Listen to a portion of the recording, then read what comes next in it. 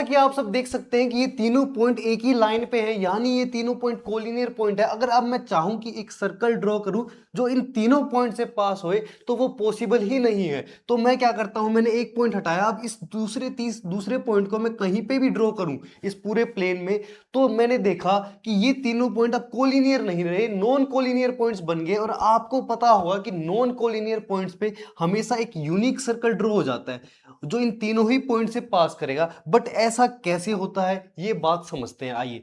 But how?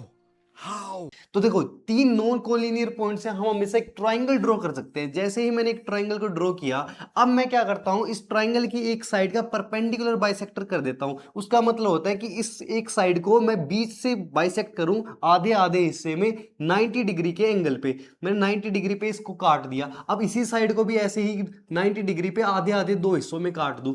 ऐसे ही इस line को आधे आधे दो हिस्सों में 90 डिग्री पे काट दूं।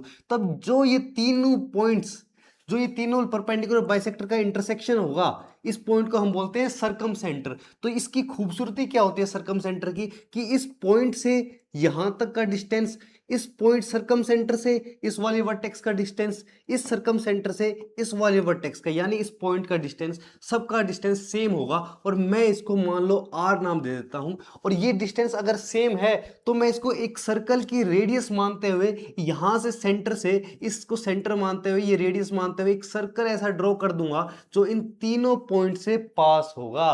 तो हमारे पास कैसा सर्कल मिलेगा, एक पर्टिकुलर रेडियस का सर्कल मिलेगा जो इन तीनों पॉइंट से पास हो रहा है। और आपको पता होगा रेडियस ऑफ 1 सेंटीमीटर एक यूनिक सर्कल ही बनेगा, क्योंकि उसकी रेडियस 1 सेंटीमीटर है, इसकी रेडियस आर है, तो एक यूनिक ही सर्कल बनेगा, कोई और सर्कल बन ही नहीं सकता।